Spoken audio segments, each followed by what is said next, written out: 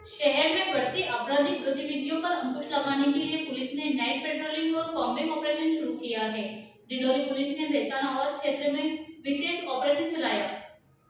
Operation के दौरान संदिग्ध घरों की तलाशी ली गई। इस दौरान पुलिस ने ड्रोन कैमरों की मदद से हवाई निगरानी की, जिससे ऊंची इमारतों और संकरी गलियों में छिपे संदिग्धों पर नजर रखना आसान हुआ।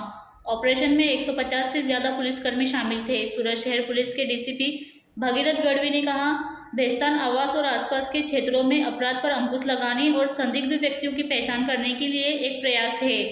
ड्रोन कैमरों की मदद से ऑपरेशन अधिक प्रभावी और सटीक हुआ है।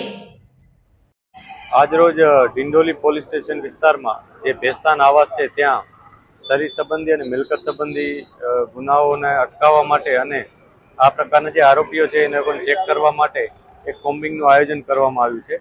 આ કોમ્બિંગમાં ઝોન 2ના 5 પોલીસ સ્ટેશન્સમાંથી પોલીસની ટીમો બનાવી અને જુદી જુદી ટીમો અહીંયા બનાવવામાં આવી છે, જેમાં 6 અલગ અલગ ટીમો છે, જેમાં અમે મહિલા પોલીસ પણ સામેલ રાખી છે અને આ તમામ લોકો એમને જે પણ ટાસ્કિંગ આપવામાં આવ્યું છે એ ટાસ્કિંગ મુજબ જે આરોપીઓનું લિસ્ટ છે એને ચેક કરે છે। એમાં MCR કાર્ડ અને શરીર સંબંધી ગુનાઓના આરોપીઓ છે।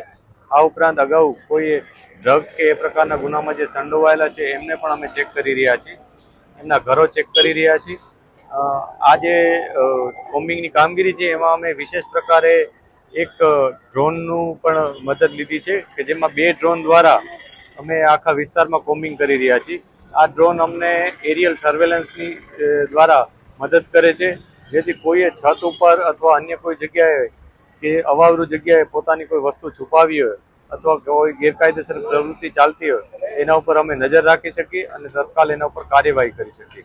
આના માટે અમે 2 ડ્રોનની મદદ લીધી છે અને જે ડ્રોનમાં રેકોર્ડિંગ પણ થાય છે અને એમાં અમે એના સાથે લાઇટિંગ પણ છે, જેથી અંધારામાં પણ અમે સારી રીતના એનું સર્વેલન્સ કરી શકીએ।